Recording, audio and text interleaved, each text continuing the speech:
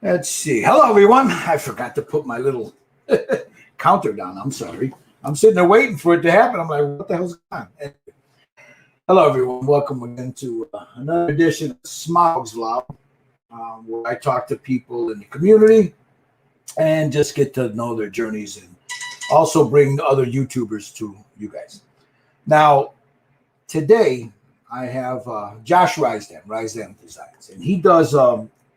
He's got his own YouTube channel. He does build videos, and he does the interviews also.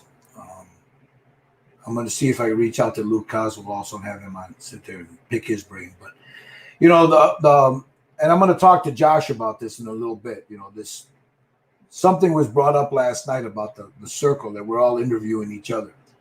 And I would like to reach out to each and every one of you out there. If there's somebody out there that would like to come on, like me to interview them, you know, just drop me a message, man. You know, if you got a YouTube channel and you build models, I'll be more than happy to talk to you. You know, just, you know, try to reach out to people. I don't care how big your channel is. If your name is known, if your name isn't known, just if you'd like to be on, send me a message and we can work something out. So without further ado, let me bring on, there it is, Mr. Rysdam Designs. How you doing, buddy? Hello, everybody. How's it going? How's your day going? I'm just enjoying a Saturday. Just kicking back. It's hot. It's getting warm in here. Yeah, it's getting warm. Yeah, it's pretty warm up here in Chicagoland. All right, let's get to this. You're part of the Styrene Syndicate and Red Dragon Model Works, so you come and you hang out with us all the time. So I basically know enough about it, but for the people that follow me and don't follow you, I'm going to ask you a couple of questions now, you know, just to get into your journey and how you started this. Now, when did you have manifest an interest in models? I'm not talking figures, I'm talking models. So I don't remember who bought me the kit, but I was probably 13, 14 when I got back in the day, it was the 33 Willys Pro Street, I think. Awesome kit. It went together really great. And then it kind of went a couple years, and I did all the Batmans, and I think I did a truck. Like when NASCAR was big and popular, I did a couple of those. And then I hit high school, and then it like stopped because I just, between sports, you know, life, girls, cars, yeah, I hear you. So I took a break till probably, my son's 9, so I was probably 36 when I picked it back up. Mm-hmm. Something like that. I could be wrong on the date, but you know, I was. And that whole journey on itself, you know, why I got back into it has been a journey too. Well, let's talk about that. So you did them when you were younger. You get into high school and stuff, and of course, you know, high school, it has its own little thing. So you know, you walk away from it for a while, but you came back. Why did you come back? If you don't mind talking about it. I don't. So basically, when my son was born, he was born 2 months early, so he was like under 2 pounds. And then for probably about a year there, I was juggling work, him and my wife, because my wife went through a whole ordeal too. Mm-hmm. And then I lost that great job. And then I needed something to like de-stress. Because I was, you know, I had all kinds of time now, and I needed something to do to kind of de-stress from all of life, right? So I picked up, I think it's the plain Thunderbird NASCAR kit, and I got right back into it. Like it was like I was 13 all over again. You know, so that was what, about 8, 9 years ago? Yeah, 8. Yeah, it was a year after. Yeah, he was born, and Believe it or not, that's what I use this hobby for. It's kind of taken a life of its own, but that's what I use this hobby for, is to de-stress a lot. You know, it's funny you should say that, because when I was talking to Luke last week, we discussed that a little bit about why a lot of us get into the hobby. Now, I was never built models as a kid. I know the kid across the street from me. I had a I don't know if you're not old enough to remember this, but you probably know what I'm talking about. The Evil Knievel, the little motorcycle. You hooked them on and you wind them up, and then you hit a button and he took off. Or the ripcord one, yeah. Yeah, but this one was a wind up. It was a thing that it was about that big, and you put the motorcycle on it and you wind up, this thing, and it would wind up the bike, and then you hit this thing and it would take off. Well, I had one of those, and my buddy across the street, we wanted to blow up some cars as he went over it, So he had a couple of models, and we put them together, but it wasn't building models. And then I think in 85, yeah, I think it was around 85, my wife got me a Tidarium shuttle. And that was the first model I ever built, really purposely ever built. And then I didn't pick them up anymore after that. I mean, I'd go into a hobby shop and look at stuff, but, it wasn't for me at the time. I didn't have the time for that. But after I had injured myself, and this is about, I was 94, 95. I did a lot of painting, So like you said, I needed to find something, and about, I don't know, 8 years ago, my wife got me back into it to get my mind off the injury. You know what I mean? And like you said, it takes on a life of its own, man. I mean, look at like you. Oh yeah, like I'm doing 3D printing now. I actually want to get into mold, like print something out and then do a mold of it, but that's like a whole nother beast that I'm not ready to tackle yet. But I mean, it's all a process. Look, Mike, I got into modeling because I like to build modeling spaces in houses and apartments, tear them apart and rebuild them. Yeah, that place that place is going to be really nice when he's finished with it. His little his shop there. But we'll get into that in a minute about 3D printing. So it took on a life of its own. Mm-hmm. So now you're sitting there, and I remember you used to have, before you moved into the garage, you were in another room. So now, primarily, what were you building primarily before it started to take over? I went down the rabbit hole of like I did the Deep Space Nine space station. I started it. But I was mostly doing I don't do just cars, tanks, planes. I do everything. Like, yeah, whatever piques your interest. Yeah, like if it's on a sprue, I even do Gundams. Sorry about that. Go ahead. That was my daughter. Go ahead. Finish, please. And so, yeah, I mean, for the most part, I started with cars.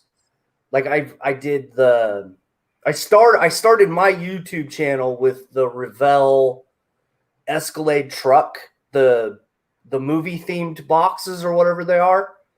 So all the doors and stuff open. That's probably the best car kit I've done. And then I went into the Batmans and, got a little bit of flack for painting the Batmobile red. And, just mostly I went that way. And then I wanted to start doing interiors better. And that's when the figure painting came in. All right, let's get into that. Now, how did you get into that? I wanted to work on, getting the details better around like the dashes for like the speedometers, gear shift knobs. I wanted to get where you dry brush the details onto the gear shift knobs and the vents, and just highlight stuff. That's figure painting really brought that to a new level for me. That's why I picked that up. Yeah, Josh or Dominic, he just put a comment there. He says, I've been making molds for 30 years. Hit me up if you have any questions, We're going to have him on. I believe he had to get back to me, but I think it's either next week or the week after that he's going to be on. I think I'm taking off next Saturday, so I would try to get him on because he's got a lot of knowledge. That man knows what he's doing. You know, as far as like molding and building cars, he's been doing it forever. You know, so I'd like to pick his brain. So you the figure painting, you took it up so you can get better at doing interiors on cars. Yeah, that's originally what I picked up. You know. So what about the figure painting outside of, say, you mentioned it, the dry brushing? What about what helped you as far as painting a figure to do your cars? What was it about it? I mean, we all know, those of us that paint figures, we know that you take your time. If you're doing it with a brush, your brush strokes have to be right. Your paints, your thinning ratio, et cetera, et cetera. What was it for you that helped you when you were doing the figure to transition over to the cars? I think for me, it really, really helped with brush control. Because at the end of the day, the figure I can throw in a purple pond and I could care less, right? Right. And then paint them over and over and over and over again, and just work on it. Car stuff, you can do that, but the plastic tends to.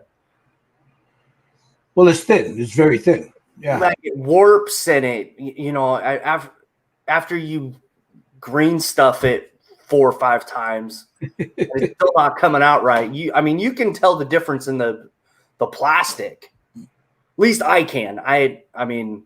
So now, if you're doing a car, who are your influences? I know the YouTube is big, you know. So your YouTube influences on car modeling. Who is it that you look to say, you know, I'd like to try that, or I like what he's doing there, I like to follow that? Who are the influences on you as far as car building? So who I started first watching when I got back into this was Chris Cortell. That guy, and he was doing these type figures, these size figures. So I was like, well, maybe there's something to that, right? I'll go. I mean, that's why. That's why I did it that way. I thought it would be a good, at least I thought it'd be a good transition, and it seems to work. I've gotten way better at figures, and I've gotten way better at cars. So you have Chris as one of your first influences, right? Yeah. Okay. So who else? I think I'm like most people. I was watching Chris Cortell, Dr. Cranky, Top Revision. Mm-hmm. I think Top Revision was one of them. When it is kind of funny, you think about 8-9 years ago where YouTube was and where YouTube is today. Yeah. It's like night and day different. Because now some of those guys don't even post videos, and if they do, it's like, oh my gosh, I got to go see what they're doing. One of the first people that I came across, believe it or not, when I got the interest of doing it, was Steve Sutton. He was one of the first ones and I still remember one of his videos. He had this, I think it was a B17 that he had just bought. That thing was monstrous, man, big, But yeah, you're right, man. When you start looking at what we used to do, compared to what we're doing now, how YouTube has evolved. It's more of a production now, versus when we used to do it, we'd get on there, we just, hey, this is what I'm doing. And you got the old cell phone on the side there and you're making a video with the cell phone, or your tablet, whatever, Like really, when I first started, there was probably 25 modelers that I was kind of following. And now, there's hundreds. Yeah. It's crazy. And they all bring something different to the hobby. Sure. It's not, and a lot of it, at least that's kind of what I'm finding out, is everybody has their own maybe not technique, but their own path to get to where they want to be or what they want to accomplish. Excuse me. I think the when you start looking, I mean, I've talked to hundreds of people over the years, you know, and you start talking to them about their techniques or how they do something. Most of them, your basic techniques are always going to be the same, but people do a different twist on them, you know. For instance, a figure that Gorgo, is it that you're doing? What's the name of that figure? Goro, yeah, for Mortal Kombat, yeah. What you see his flesh looking like isn't what I see his flesh looking like. And what I see his flesh looking like isn't what Lynn sees his flesh looking like, or James, or, you know, you can go on and on and on and on and on. Oh, yeah. I got So people have different ways of interpreting things. That's why I like figures. Cars, it's different. You know, if you got a car and it's purple and you're doing a purple car, it's a purple car. You know, you can do a few things to it. You can dress it up and do a candy this and a flake this and that. But at the end of the day, it's still a purple car. You take a figure, and there's a lot more that goes into that. You know, you can go into so much depth that when you look at the skin, you can see layers going through it beautifully if it's done right. You know, not saying it's a better technique, it's a better medium. It's just a different medium. But you can use that same techniques doing a car or something. It all transitions, man, you know? Oh, absolutely. Absolutely. But I think one of the things I really have to get better at is color theory. Like, I understand it like about this much, you know? Well, it's not, it's, let me show you something real quick. I got it around here somewhere. This is just a pocket one, and I keep this with me. I got my round one somewhere around here. But you get yourself something like this, a little color wheel. Oh, yeah. I have one. And this one, here's your color wheel here, you know, down here.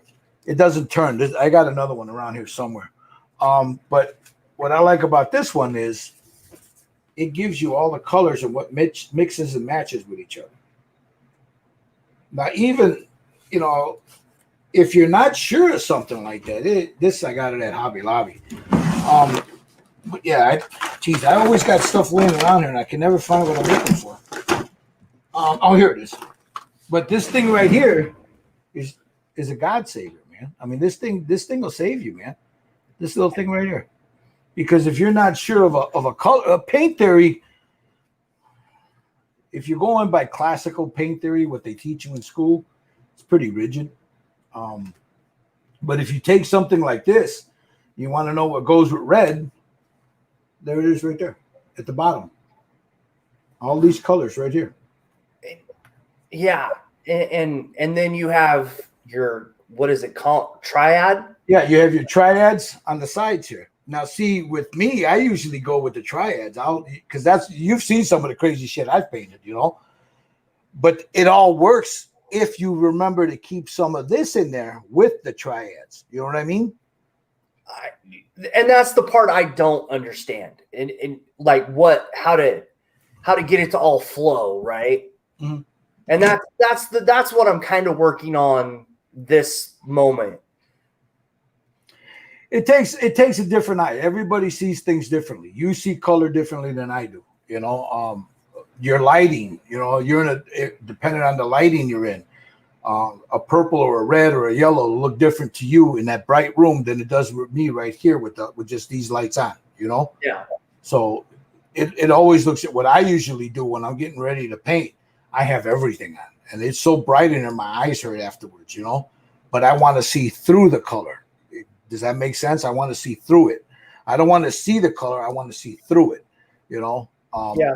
And, you know, yeah. So everybody has a different take on what they see, you know, a color, you know? And the cool thing is, depending on what paint you use, it's easier to get some of those. Well, yeah, like you're using what? Army painter a lot right now, right? Right now, yeah. Okay. I have a few of them. my preferred in an acrylic, my preferred paint is Citadel and Vallejo game colors. I have MRPs.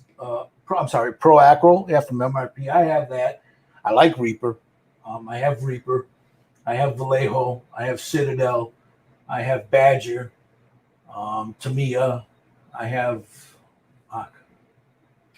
the new AK colors. I've got some of those. High Flow from Golden, Liquitex. I mean, I can keep going on and on and on, but I'm not going to. So, but each one of those are different. They're all different. They thin differently. They brush differently. They airbrush differently. So find one that, like you like the Army painter. It's working for you, right? Yeah. Now, do they have real nice bright colors? They have. Yeah, I mean, for the most part, they have a good selection of different types of color. You know, like you have your base coat, then you have your highlight, and and it's all in the same range. Mm-hmm. And it go ahead. And it just helps. It like with skin tone, they have like the 4 or 5 different shades. You have your like you can do like a deep dark brown color and start layering in so it looks lighter. Or you can do a suntan look and then, fade that out so it, you have the texture. What about Citadel paints? You like Citadel paints? I'm with everybody else. I like them, but I can't stand the pots. Yeah, those pots, they're just, yeah. I just went and bought, I had to replace all the metal ones because I've been doing a lot of metal work with them. That's what I love using the metal paint. I love their paints, period, but the metal paint, I go through a lot of it. And, man, that's expensive, man. I bought 11 pots, and it cost me almost $90. Yeah. Oh, yeah. And that's the other reason. Like, I got some of the contrast paint out of Citadel, and then I got some of the starter sets, like the 10, and then I think I paid $35 for one of them. And it came with pliers and paintbrush and glue, and then you could do all like the Necron army, that kind of stuff. Those are the ones I've been picking up mostly. Now, when you paint your figures, you're not primarily a brush paint. You don't use a brush all the time. You're trying to get into airbrushing, or you're using an airbrush, right? Right now, like I'll lay down the skin tone with an airbrush, and then I try to go from there. And it depends on which figure it is too. Like if it's something I think I can brush paint, I've been trying to do that. But if it's, do you prefer brush painting versus airbrush? I do, yeah, because I'm not very good with an airbrush. I'm learning as I go along here, and I'm getting better and better each time. But yeah, I mean, it takes a little. The Batwing came out really, really good last time, so. Yeah. I love that Wicked colors. Wicked is a nice color. You just got to learn how to thin it and where you put your pressure on. Once you did that, man, you lay it down and you don't overdo it. Because the problem with airbrushing is people lay down too much of it. They don't realize you just, you feather it on, man. You don't have to hose it down. You just feather it down. It's a finesse thing with it. And once you get it to a certain, to where you want it, you leave it alone.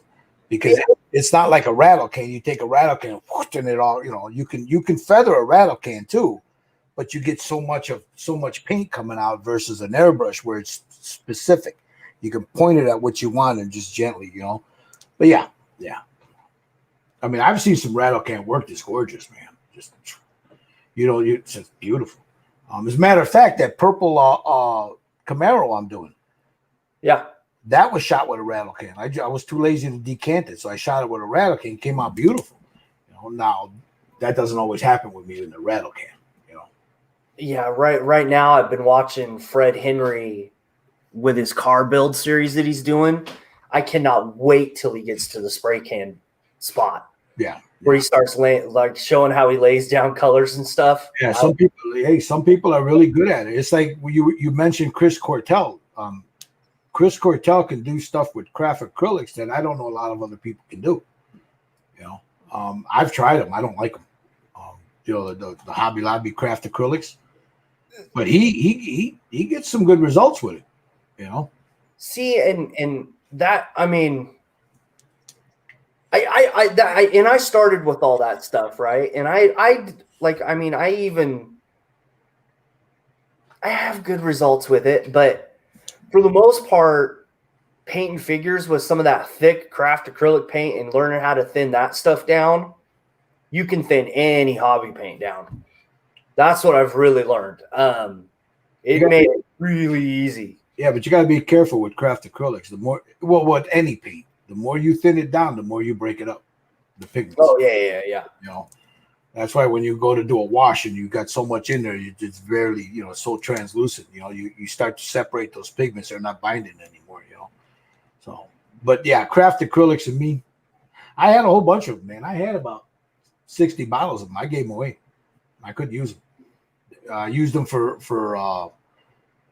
bases and stuff, but I didn't want to be bothered with them. That's pretty much what I use for them too. Because I got all this, I went down the rabbit hole, right? Or I've visited the Gill Shopping Network a couple times. So now you got into figures. You primarily like to do figures now. You do everything else, but figures are where most of your time is with figures, right?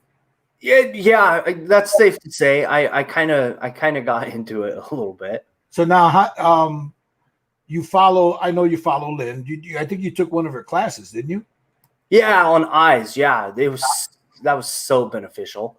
Now, how did that help? How to start?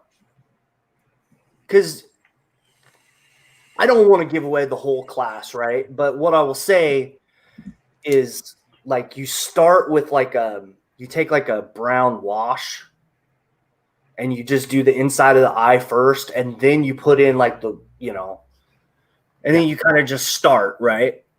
That helped me night and day. Made it like. What about the pupil? Yeah, everybody struggles with the pupil, bro. We all do. So, like your Space Marine you're going to show, like it sets off to the side, right? So you point it like where he's looking in a direction. And when she said that, it kind of really, really helped. Well, yeah. And I see a lot of people, they make the mistake of, they don't look.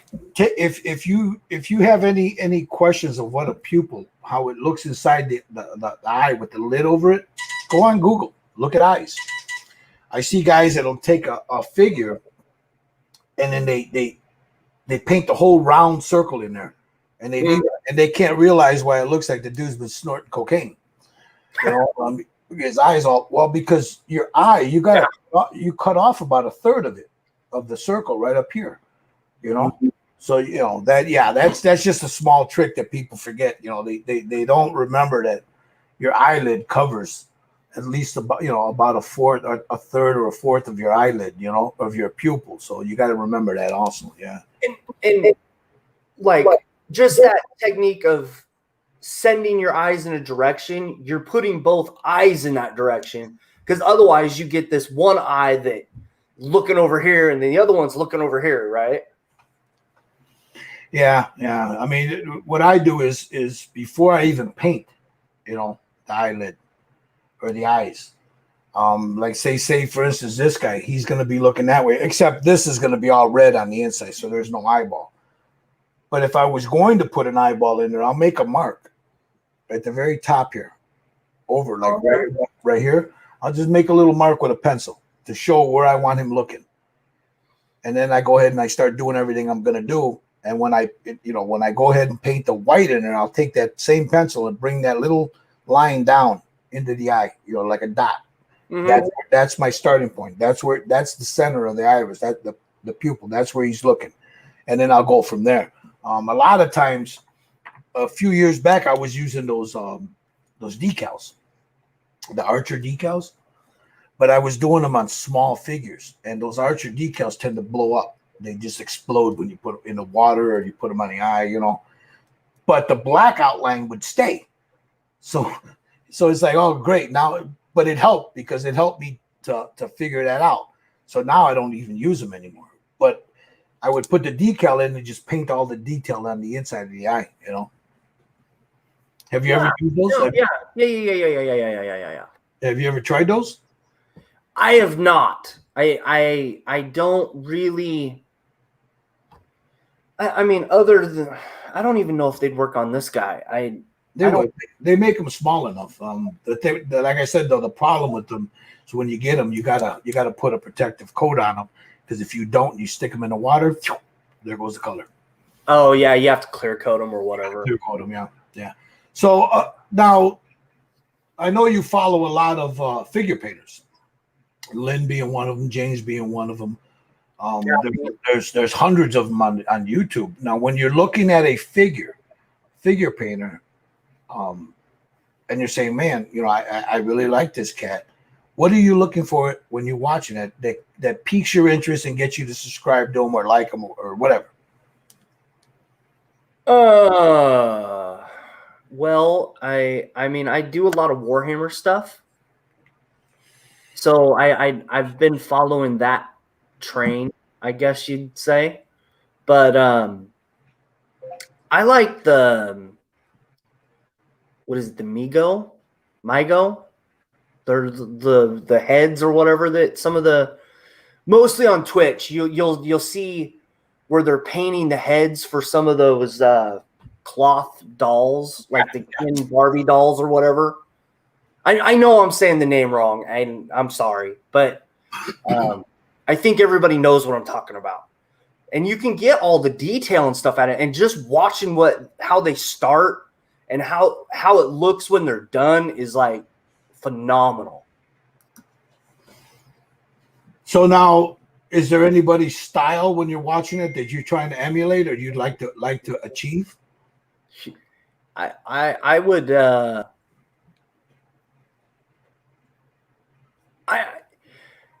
either Jim or Kathy. I like, and that's that. I mean, that's one range to the other. Yeah, well, they all paint the same. Jim's an alien, though, man. You're not gonna paint like Jim. He's not human. You're right on that. You're right. Yeah. So, and then probably next would be her name's Yeji from I know she is.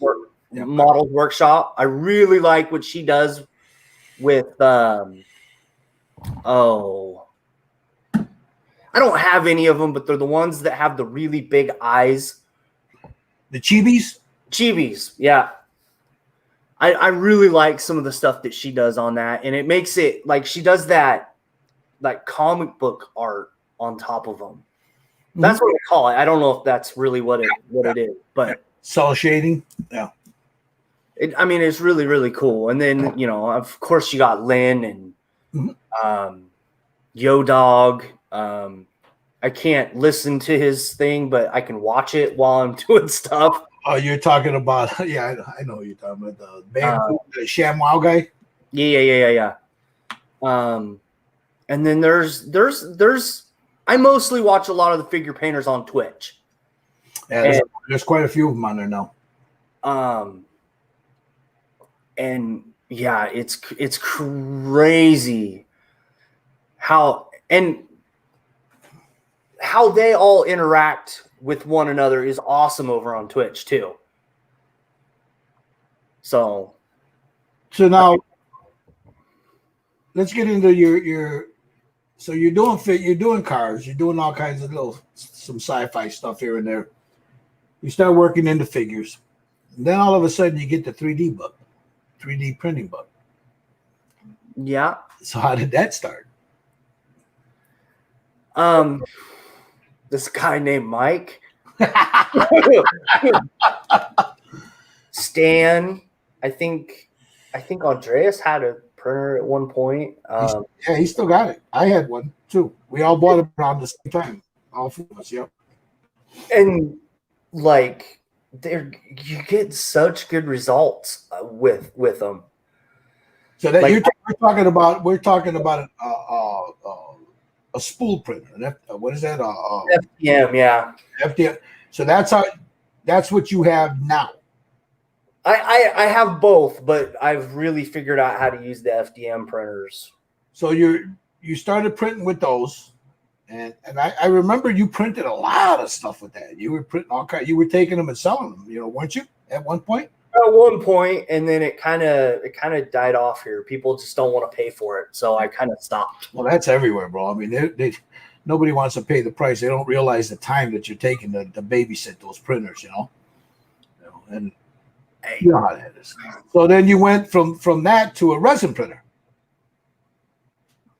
Yeah, I'm not saying it was a mistake, but it was definitely a different avenue. I give those guys a lot of respect that have figured that out, because I got out of the large container of resin. I only got 2 or 3 things to print out in it, because I'm still learning, and there's a learning process. So yeah. But yeah, I've got to get another jar of resin and figure out what I want to use. And so, are you going to stick with are you going to keep it? You're going to stick with it, learn how to use it. I'm going to buy one more container of resin, and if I can get it to work, I'm going to probably stick with it. But if I'm still struggling after that, I'm probably going to get rid of it.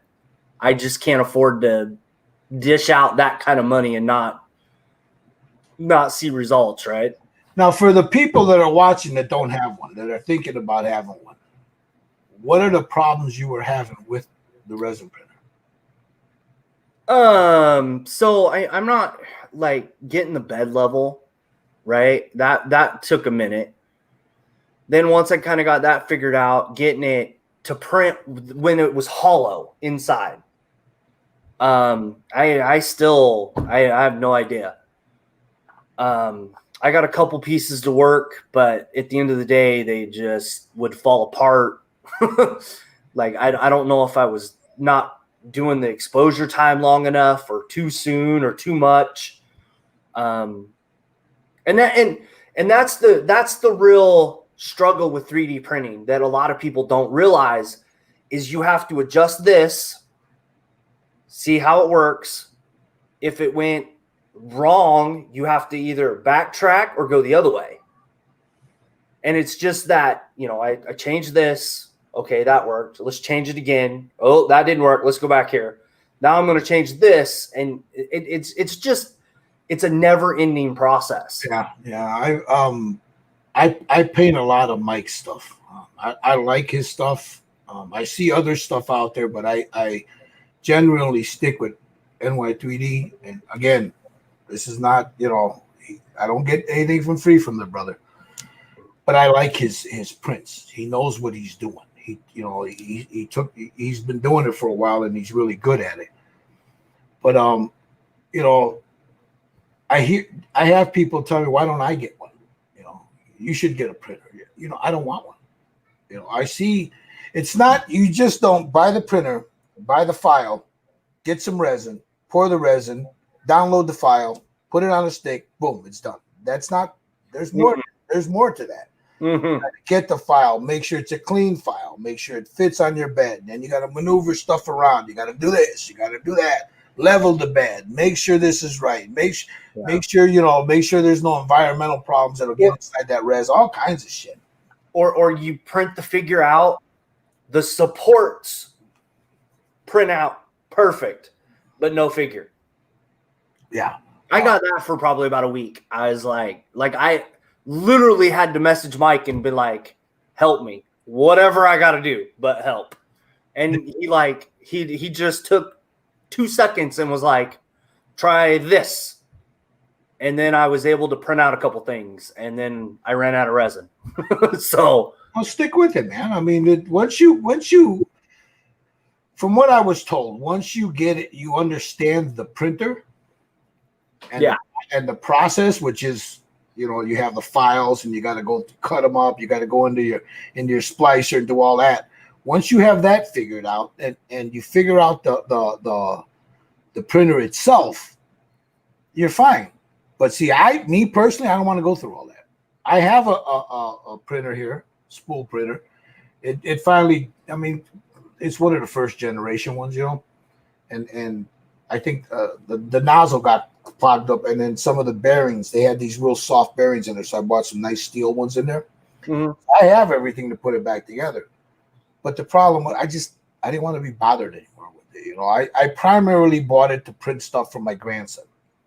You know, and the last two things I printed out were some Warhammer, a bolt gun, and a plasma rifle, and they're sitting in the back behind. Yeah, I don't know, you can see it right there, the plasma rifle sitting right there.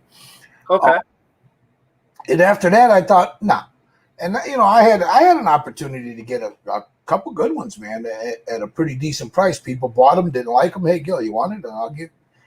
Tell me what you give me for it. And you know, I could have got it at a song, but I didn't want them.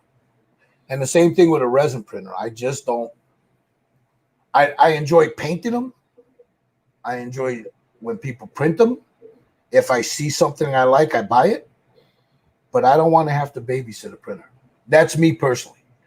I can see guys like doing cars. They do their own engine blocks. They do, you know, whatever. Oh, yeah. Rims, you know, figures, you know, all kinds. There's a possibility is endless. I just don't want to be bothered. Me personally, I don't want anything to take away from me painting.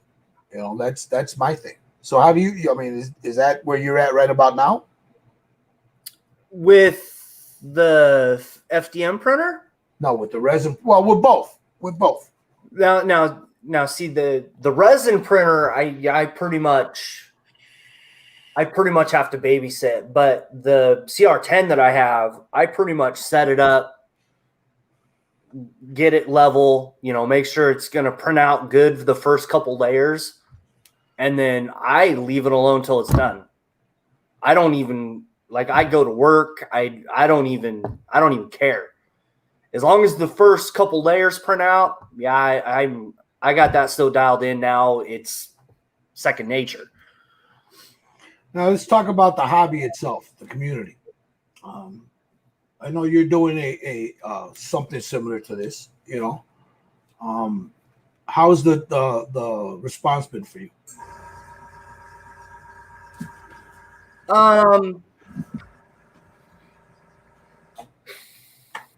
So for the most part, everybody likes what I'm doing.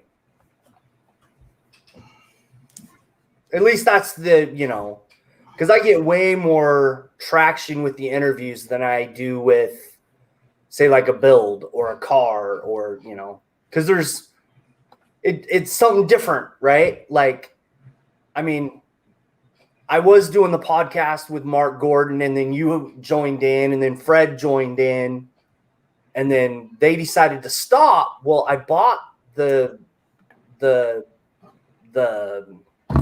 StreamYard? the $10, the Black Friday deal that they Right. did for $10, right? Well, that's good for a year, right? So I was like, well, do I just want to cancel this, or do I want to actually use it? And that's kind of what the interview started with. I was like, I might as well try. I mean, if it doesn't work, I can shift and do something else, right? But I got my first interview was Dirk Pitt, right?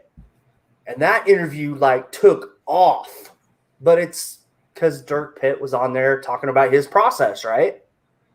And then it just kind of went into the next week. I think the first 3 or 4 episodes, I think you're episode 4, but it was him, Lynn, and James. Wasn't it James? I think James was after you. I think. I don't remember who was 4th. I'd have to go back and look, but yeah. And everybody just gobbled those up, and I was like, okay, I'm gonna keep doing this as long as the drama stays to a minimum. Let's get into that. You've had some negatives. I mean, you're always going to get people that do this. I can guarantee you, before this is done, I know of 2 people. and I know who they are. They like to come in and do this, and that's okay. I don't care. So that happens. So I'm sure that's happened to you, you know. But what other negative parts of because once you put yourself out on YouTube, man, you're open. I mean, people are going to criticize regardless. So how has the negativity part, the drama part, affected you in this? I don't deal with drama to begin with. I just don't. I don't like it. I mean, I poke the bear, right? I don't mind having fun, you know, but just it's ridiculous how much drama there is with the YouTube community. It's absolutely crazy. That's why my response video got a lot of attention. And it's not anybody's fault. Like I've been watching the interviews the figure painters have been doing. And then you started doing a show, and then you kind of went not away, but you stopped doing it, right? And I was like, well, there was no one on the modeling community that was doing it. Well, maybe Luke was doing it like for a month before I was. But yeah, so I started, and it's going okay. I'm not, you know, as long as it doesn't blow up, I'm good, right? You know, there's a need for it. It also can be oversaturated if we're not careful, you know. We got to remember that there are other YouTubers out there. There's other modelers out there. I need to reach out to some of these people. I mean, I watch a lot of YouTube, and I don't comment a lot because, you know, I don't have the time for it, but I like everything, you know, I'll like it. But I need to reach out, me personally, you know, and I know you mentioned this to yourself, but I need to go back to my roots in YouTube when I started doing this stuff years ago with the original Styrene Syndicate. And then when we had the guys together, we would do shout outs. We would bring somebody on. You know, I know ISM used to do it too. You know, we need to start doing that again. You know, we need to start encouraging, especially the younger modelers. We need to get some more female modelers in here, you know. Next week, that's all I'm going to say. Yeah. We need to bring more female modelers in here and talk to them about it, because I see I'm a member of a lot of groups, and a lot of times, and I'm going to call it out because we all know it's there. Like what Luke put earlier, he was talking about the elephant in the room with him.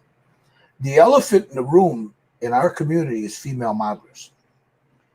Because you got an element, not everybody. For the vast majority of people that model could care less who you are. But you got that 1% of modelers that they don't know how to act around women. You know, they just don't. You know, they're and I see that a lot in the gaming community. I follow a lot of girls on gaming, and man, the rudeness that comes out there, you know, they'll just, you know, the nonsense. And I've seen it happen with some of the female modelers also. So we need to bring them more on. You know, they don't bite, guys. You know, not you guys watching, but you know what I mean. So, you know, we need to start doing that. We need to start reaching out to, because this what you and I are doing and what Luke's doing can get stale real quick. Oh yeah, no, you're right. It has a shelf life.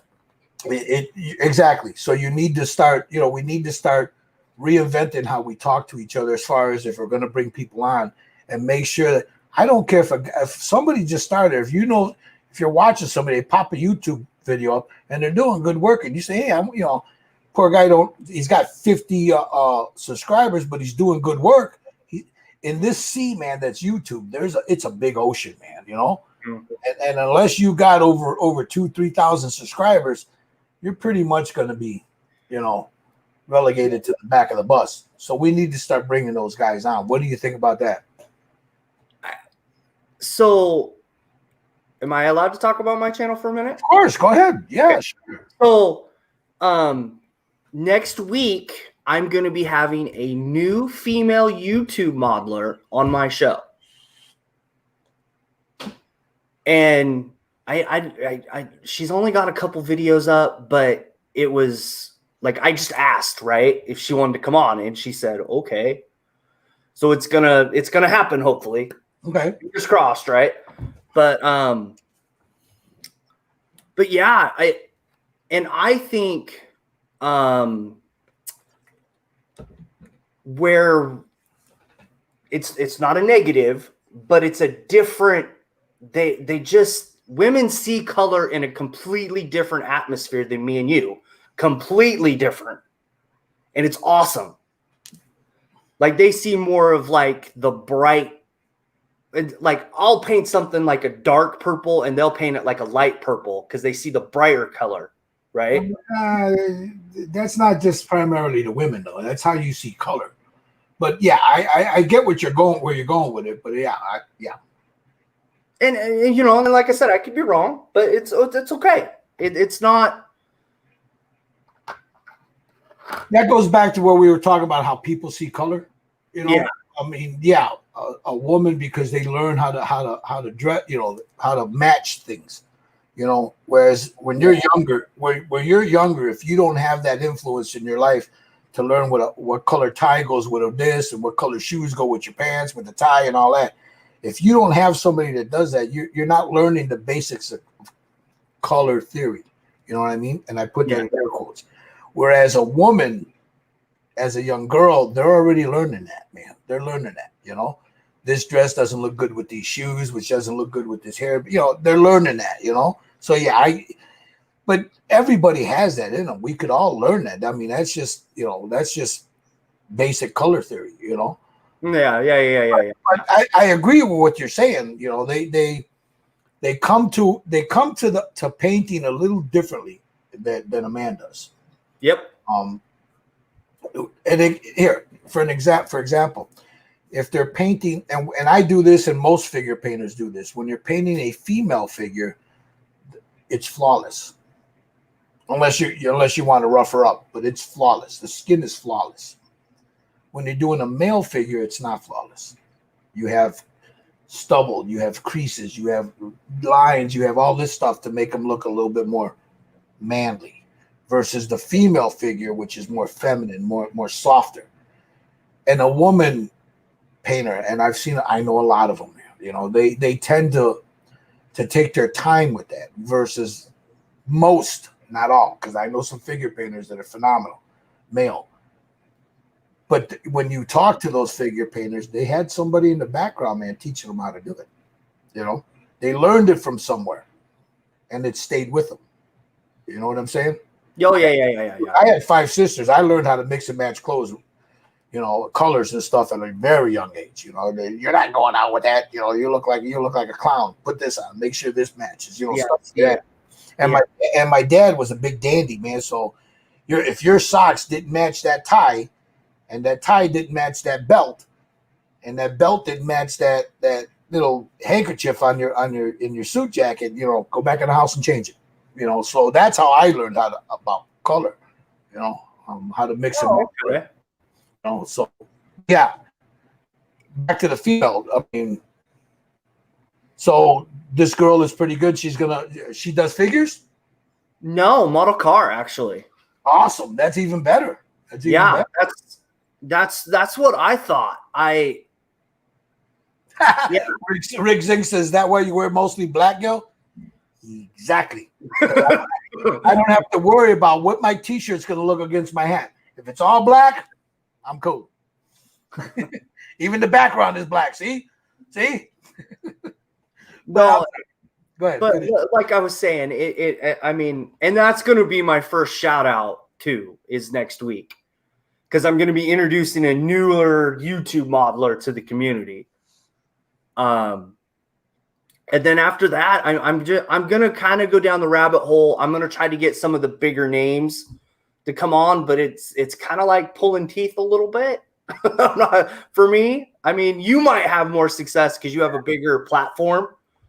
Well, I've been around a little longer too. I know a few. I mean, I'm not special by any means, but I've met a lot of these people. And yeah. Hopefully, even then, man, I'll get a hold of them, and it's like, I can't do it. Blah. Especially now with the summertime here in the States, people got lives, man. So you got to work around their lives. Oh yeah. Like I mean, I was originally because I work Sundays now, so I was gonna move the show to Saturday. but I'm kind of thinking maybe I don't want to do that now. It's just. Yeah, see, I originally when I first did it, I used to do it years ago on a Friday. I'm talking about 6, 7, 8 years ago. And then when we started with the original Styrene Syndicate, we jumped into a Saturday. We were doing it on a Saturday. But I do the hangout on a Friday. So, all the guys, it's gotten to the point where the guys know every Friday. Sometimes I can't make it. Somebody else will pick up the slack. But Fridays are for the hangout. So the only day I have during the week is a Saturday. Because during the week, it's my grandson. Sunday's my wife's. Sunday belongs to my wife, and then I'm here at the bench. So the only 2 days I have to do anything now is a Friday night and a Saturday afternoon. Yeah. So, but and I'm very conscious about. When I walked away the second time doing this, I got burned out, man. It's burned out. Work, right? Yeah. Trying to like I have enough shows planned out for a month. Like I don't do more than that because it's bitten me in the ass a couple times. But like I try to have 2 or 3 people that are going to come on, not come on. And then I have to, like today someone ended up working, and it's just life. Yeah. Right? So we're going to make it work tomorrow. Good. I mean, here's a question. Joe says, find some aircraft builders. There are few and far between. As a matter of fact, there's a couple of them that I want to reach out to some really good aircraft builders. And then you get to some that aren't Smithsonian quality, but I want to get some of these guys because look, some of you guys watching, you already know who this group is. It's the Scale Model Critique Group. It serves a purpose. It's not for everyone. The Scale Model Critique Group is exactly what it says, Scale Model Critique Group. If you post something on there, by definition, you're asking them to critique it. So in the early days, they were pretty harsh. They've toned down. Those guys are long gone. But they'll tell you, some people don't do figures, and they'll say, is that supposed to look like that? And they say, look like that because that's the way I wanted it to look like. And okay, no problem. And the great part about that group for me, someone learning as I'm going along here, right, is you'll ask a question and you will get a response to why, like, what would be the better airbrush technique there. And you will get a response to that question.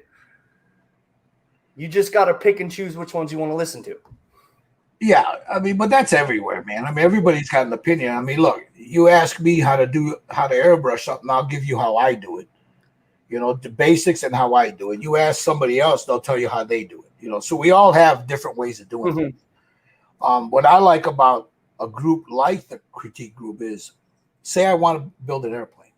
I've got Joe McCaslin. He's in the chat right now. If I've got a question, Joe's got libraries of books on planes. So if I ask him, hey, what is this, I don't know, fuel pump or whatever it's supposed to look like, before you know it, I've got 50 pages of schematics in my inbox, the manual. Right. Yeah. And the same with over there. If you ask them, hey, does this look right? You have some people that are in the aviation industry that are design engineers, stuff like that are part of that. So you'll get an answer. You just got to learn how to, what to absorb and what not to absorb. And that's like everywhere else, man. I mean, like here, like at the syndicate, I don't allow critique unless you ask for it. If you put up on your, say you post that Titan you're doing. I've done it. You get some good responses out of it. You'll post the Titan up and say, this is what I'm working on, but you didn't ask for a critique and I won't allow it. Now, if you post that same Titan up, you say, hey, look, this is what I'm working on. Critiques are what is welcome. Now you're going to get it. Now, I mean, I don't mean you're going to get punched around, but now you open the door for people to say, hey, that don't look right, maybe try this, and it's up to you to absorb what you want to this guy's full of shit, I'm not doing that, or this guy's got a good idea and stuff. Like Gilbert Latham, he says some beginner guys like me just want to build something, and there's nothing wrong with that. You should bring up Joe's last comment. It's a good one. Yeah, because a lot of people forget that. Only ask the question you want the answer to. Yeah. If you're trolling for attaboys, and you ask for a critique, and you think you're going to get attaboys, and you know, especially if you're a figure, if your eyeballs are looking like Marty Feldman, you know, me personally, I'm going to tell you, hey, dude, fix those goddamn eyes, man. There's something wrong with it. Look at somebody hit him with a baseball bat, or if your skin tones are off, or if it doesn't have any shading and stuff. If you ask for that critique, you're gonna get it. So don't post something on these pages, and not just the Syndicate of Red Dragon Model Works, anywhere. You know, if you're looking for attaboys, don't ask for critique, because if you get, you're gonna get butthurt, especially if your stuff isn't up to snuff.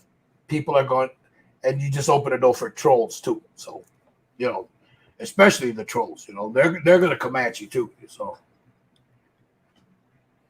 but like beginners, you know, I don't build armor. You know, I've done quite a few of them. It's not my thing. Hence the tank that's still sitting in the box in the room. Hey, one day you'll cut it. Yeah, I don't think I'm going to cut it. But who knows? I mean, I could get a bug up my ass and start chopping at it. I don't know. We'll see. You know, one day I want to, the next day I don't. I just like the smooth lines of it. But I think with that interior and all that detail, it'd be a shame to close it all up. You know. Same thing with planes. I don't like doing planes. I'm not a plane guy. I like World War I planes, the biplanes, you know, those.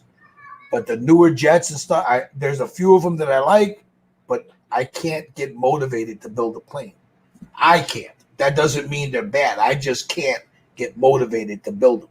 What about you? I mean, is there something like that in the hobby, any model kit or figure that you just can't get motivated to do? I think it's brand of kit. Tamiya.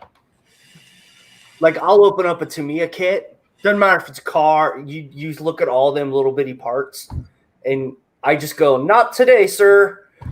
Yeah, but some of the older stuff, it is what it is. But some of the newer stuff, it's just beautiful, man. You know what? The ones that really get me, I love them, is the Dragon kits, the armor from Dragon. Beautiful kits. Some have issues, most don't. But when you open up that instruction sheet and you start reading it, page 1 tells you to do it this way. By the time you get to page 3, it's oh wait, we do it this way, not that way. Well, dude, I just glued all this shit down, you know. So I've learned with Dragon kits to read all the instructions all the way through before, and then with a marker, and like, okay, this is it. This was corrected over here on page 12, and this one here, you know. I learned that real quick, you know, with Dragon. I think you can say that with some of the other manufacturers too. Not all of them. Some of them are good, but like you want to go through the instructions and see what you're gonna get yourself into. Especially with Dragon, because I think whoever's making those instructions, man, he's drinking too much of that rice wine, you know. Yeah. So, I mean, sometimes those instructions, man, will confuse the living shit out of you. And there's like 700 million gazillion parts to the thing, you know. So. Oh, and what's bad is Gundam kits. You know what I mean? Like, you know what? I like them. Yeah, but I don't like building them. So my hat's off to. I tip my hat to you guys that build them, because there are too many goddamn parts. And then, like Ivan, he'll take them and every little part is painted. So he's got like 400 parts and he's individually painted all of them. I'm like, no. Little parts that big. And he's got a little thing with a tree on it with all these parts on them. Like, nope, ain't doing it. And I've got quite a few of them, but I gave them all to my grandson. Let him build them. He can have them. Yeah, I mean, really, if you take a real deep dive at this hobby, everybody starts with Legos, right? I don't know. You know what I mean? Like, it's just building. Yeah. At least that's kind of my thought. I mean. So, yeah, I mean. But have you ever, what will you shy away from? Now, you said Tamiya. Tamiya's a great kit, but it's the part count that you don't like. I'm talking about like a model kit, and you look at it and you're like, this is garbage. I'm not doing this. Not because it has a lot of parts, but because it's garbage. I got you. Like some of the 70s, 80s AMT or Merle, right? Some of that stuff that just has flash, like you open up the box and you just see flash on everything. Oh, Like I've got an old I've got a couple of them, but the Tidarium shuttle, the one that I built years ago, that was like that. And I opened up another one about a month ago because I was thinking about doing it and lighting it up. And I looked down at it and I saw all that flash. And I closed the box up, taped it back up, said, nope, ain't doing it. No, I mean, it all.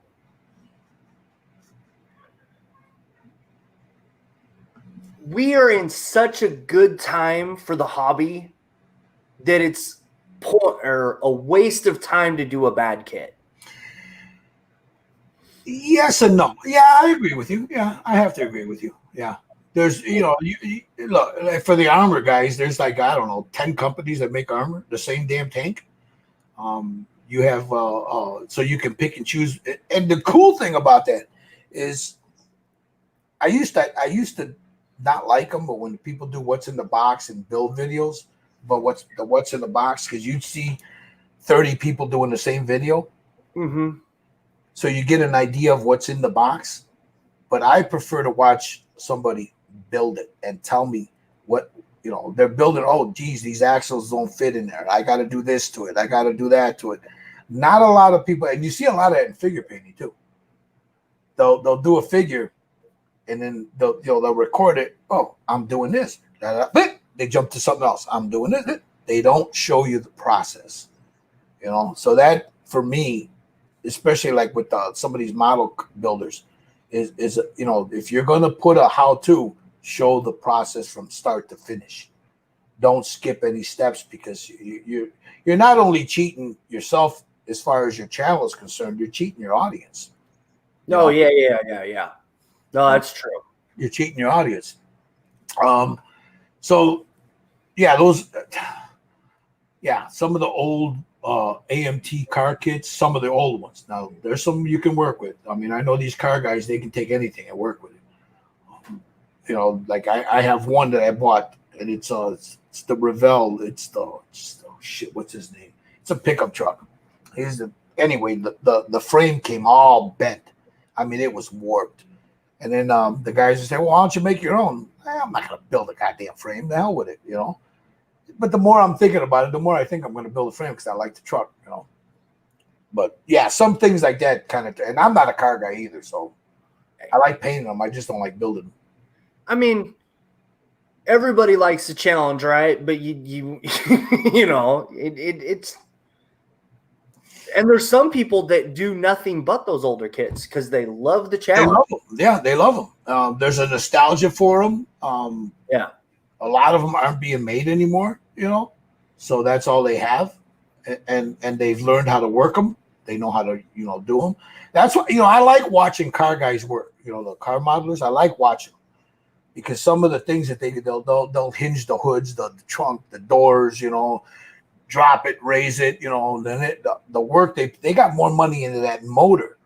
Some of these guys with the resin bits, the aftermarket, all this other printed up, they got more in the motor than than the paint, the car, the tools are worth, but it's beautiful when it's done, Look at Andres, man. He goes out and he gets those damn resin or those aluminum wheels made to put on there, the rings or the rims, I mean, these guys are real. They know their shit. A good car modeler knows his shit, but he didn't learn that overnight. It took him a while to get there, And your your local community kind of dictates that too. I've noticed. Well, yeah, like with Andres in California, that's a big car culture, and he grew up in the lowrider community. And then you got people like Dominic. His dad was a big car guy. Dominic is a big, same thing with Pappy and a few other people. The car guys, they know their shit. These guys that are one step above, they know their shit. They know exactly. And when you see their stuff at shows and stuff, you're like, wow, beautiful, beautiful work that they do, you know. So what do you think is for you the next thing? I know you're working on a Night Titan. You can show it if you want. I mean, if you want to show your big Titan, you know, I don't want to put you on a spot because you probably don't have it in front of you. But what's next for you? What are you working on right now? Well, I mean, I'll show some of the trim pieces. Oh, you know what? Let's do this.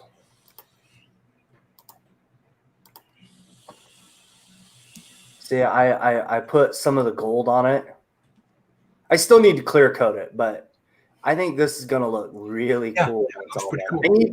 I need to go in and do some of the lenses that are in that gap, and put like a red, a blue, and a green dot, or you know, just to change it up. But like some of these shield pieces, I mean, that's all printed on the FDM printer, right? Yeah. I mean, it's crazy all the detail and stuff that you get with some of this stuff. I was doing the trim earlier today. Okay. But yeah, I mean, that's the weapon that goes on his back. Am I correct? On top of the shoulder. Right. Yeah. So what else you got? You got a figure there you're working on, right? I've got Goro here. I've got this guy. Now, you printed that one up also, am I correct? Yeah. Okay. This is it's called Xanax. I think it's Malix 3D. And then I want to do, I mean, I have several of these little bitty figures, and now those who are those from? Because we were talking about that yesterday when I told you I saw a whole bunch of them at my shop. So this is a D&D figure. This is a Whiz Kid, I think. Okay. These are really good for the price point. They're not bad. I mean, I think I paid $20 for those. And then, you know, like I'm probably gonna do a Gundam. Cool. Probably gonna do this guy soon, just to kind of put something different up on my channel, you know. Cool. I'm not always trying to put like a car. I try to change it up a little bit so it's not all the same thing all the time, right? Mm-hmm. All right, Josh. I think I got a pretty bad storm rolling in here, and my internet might cut out. So I want to be careful that I don't, you know. So is there anything you'd like to leave people before we go? What would you like to say to people getting into the hobby? To have fun with it. I mean, it's you're supposed to like enjoy this at the end of the day, right? And there's nothing wrong with doing whatever you want to whatever kit you want to do it to. Like we all give Gil shit because he hasn't cut the tank, right? But it's his kit. He doesn't have to cut it. But we're all giving him, you know, sure, the shaft. You know, it's all in fun, brother. It's all in fun. You know, I mean, and that's the great thing about this hobby is everybody has a different perspective on how they're doing stuff. Yeah. I mean, that's why I think the interviews that I've been doing work, because I'm learning skills as I'm going along, and everybody gets to learn with me. Mm-hmm. And that's why I think at least my show works. I mean, you know, we talked about different, you know, processes here too. So, and, you know, have fun. I think we need to if you're on YouTube, get out of your comfort zone. You know, look at other things, you know, that people are doing. Whether it be if you're a car builder, look at some sci-fi stuff. Look at some war game and stuff. Look at some I don't know, some figures. If you're a figure person, look at some armor, airplanes, you know, things like that there. Sooner or later, all those skills that you're going to learn and will all meld together. You know, they'll all meld together in one form or another. and you'll be a well-rounded modeler. I mean, we all have interests. I started out doing sci-fi, then I went to tanks, I did some cars, and now I do 60% of what I do, 70% of what I do is figures. I don't use a brush like a lot of people do. I airbrush most of my stuff. I use a brush for other things when I go in for like a detail work, shit like that there. But 70% of what I do is with an airbrush. That doesn't mean 70% of what you're going to do is with an airbrush. We learn from each other, No, yeah, absolutely. We all learn from each other, and you're never too old. You're never too high up there with your skill that you can't learn. The thing is, you stay humble, man. Stay humble. Remember where you found the technique. Remember to give credit to the person that you took it from. That just shows respect. I mean, I know quite a few. Oh, I picked this up. No, you didn't. People were doing that 10 years ago. Things like that there. Just give a shout out to the person that you learned it from, and that and that just it feeds on itself. What do you think of that? Yeah, and then the side note to that is the gaming community, right? They bring a completely different aspect to the hobby because they have a social network, that goes along with it too, which is, I haven't really gotten into that, but yeah, but see, even some people there can be pretty rigid, because it's their way or no way. Not everybody, but there are some that are like that. I'll give you, for example, the Warhammer guys.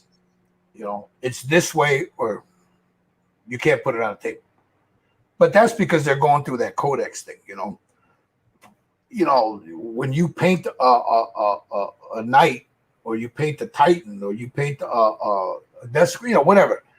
Yeah. If you're not putting it on a table, and going by those strict rules, paint it the way you want, No, absolutely. Do whatever you want with it. If you don't, what I tend to do is not put decals on them, because then it can be whatever it wants to be.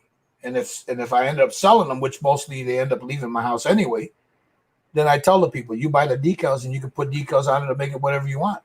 But this is the basic color, and it could be anything you want, But all these techniques will blend.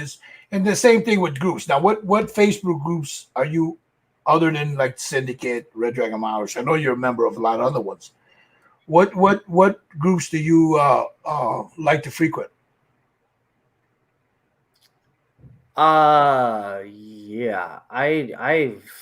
there's a lot of groups, right? And it's hard for me to just name one. Sure. Well, give me five. But you have Metalhead Minis, Siren Syndicate. Well, I Siren Syndicate and Red Dragon, I classify that as one. Yeah. Paul's group, I never, ISM, I think. Yeah. Scale Critique group, and then the one after that is local group to me. Mid-Valley Oregon Modelers or something like that. I always mess up the name because it's not in front of me, but those are probably my top 5 right now. But I mean, for the most part, I can go into any group and I just gel, and that's what I like. There's a couple groups I've gone into and it's like shark infested waters. Yeah, I've been to a few of those. So, I don't go, I go there to see what they're doing and I don't comment much. Yeah. And that comes down to that. You have to find the group that fits you. Yeah. Luke and I were talking about that the other day. It's like, not every group will fit your personality. Not every group will fit, how you see the world, as far as this is concerned, Yeah. Once you find that group, you're cool, but you need to find that group but in every group, unless, as long as you got good admins and good moderators that are on top of that, you're always going to have an asshole in those groups. They're always going to be there. But the good groups, they admin them really good. They don't tolerate that nonsense, So find one that's good. Same thing like with hangouts and stuff, you know. If you can't find a hangout, you know, at night or on the weekends that is part of what you're interested in, do your own, you know. Start Absolutely. your own.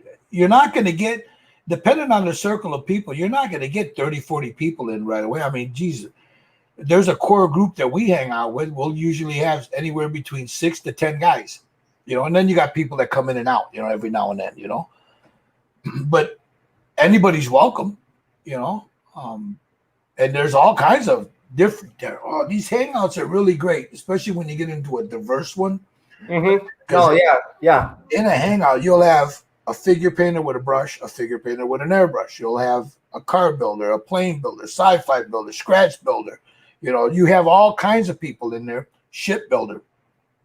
And all those skills, man. Dude, I learned a lot from Michael Wheaton. Mm-hmm. And I don't do ships, but his technique, I learned a lot from. You know, watching him paint those ships with a brush and oils. Now, I thought I was good with woodwork until I saw his stuff. Yeah, no doubt. You know, and I was like, Jesus fucking Christ, man, I need to up my game on this, you know? But, and the same thing with cars. I don't know shit about cars, but you get people like Dominic and you get people like Andres, and then I'll start to, hey, what's this for? What should I do here? And all of a sudden I'm getting all this information, you know, and I don't do cars, but it makes me want to do a car. Same thing like with Joe McCaslin. If I feel like cutting something up, that's the man I'm going to go to, you know, because he chops everything up for the most part. And it's beautiful when it's done with him. So Rick Zick says, very good points, Josh and Gil. Learn from all and just enjoy the hobby. Dude, at the end of the day, that's all it is. You know, it's just a hobby. Unless you're doing this for a living, and I know very few people that do that. If you have to earn a living doing this, and God bless you, but 99.9% of us are just doing this for fun. You know, I'm lucky that if I paint something, somebody will hit me up. Hey, you want to sell that? God, you know. But I don't do it for money. You know, it just I don't want that stress. You know, especially when I'm building or painting something, I just can't do it. That's why I don't monetize my channel.